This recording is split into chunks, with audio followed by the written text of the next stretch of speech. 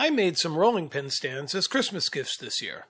They're made entirely on the Tablesaw, and I thought that showing the process of setting up and making the cove cuts would be valuable content. So here we go. Cutting coves like this on the Tablesaw involves driving the piece across the blade at an angle, which means you need a special auxiliary fence to do this. You can just clamp a straight edge across your Tablesaw, but it's actually a lot easier to use a cove cutting fence. This is a piece of good quality 3/4 plywood with a pair of 1/4-inch slots milled along the center line.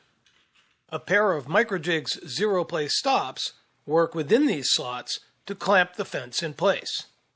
The angle of the fence allows you to control the size and effective radius of the cove you're cutting. So the fence needs to be adjustable to change this angle. I like to paste a drawing of the actual cove I want to cut on the end of the part to help set the angle. The height of the blade, the angle of the fence, and the fence's distance away from the blade are all needed to set the proper cut. Working this way, it's pretty clear to see where the cove will end on the fence side. And a square will help you determine where the cove is going to start. Just remember, it's where the teeth meet the throat plate that matters. Lower the blade down to take a fairly shallow cut and make your first pass at the cove. The teeth are pushing back against the part as you cut the cove. That's why the fence is behind the blade. Coves are best cut in a couple of shallow passes.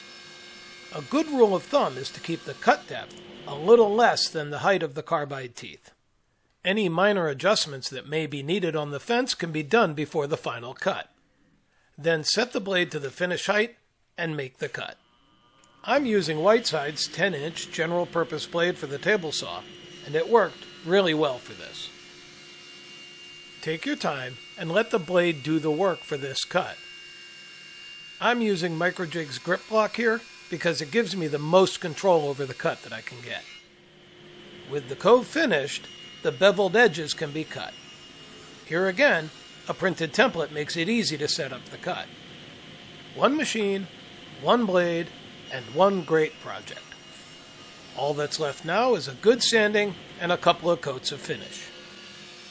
This type of cove cutting at the Tablesaw is highly useful for many projects, from things like this rolling pin stand to making your own crown molding. And by using the right tools and a good setup, it can be done with safety. You can always find lots of free content like this at woodcademy.com.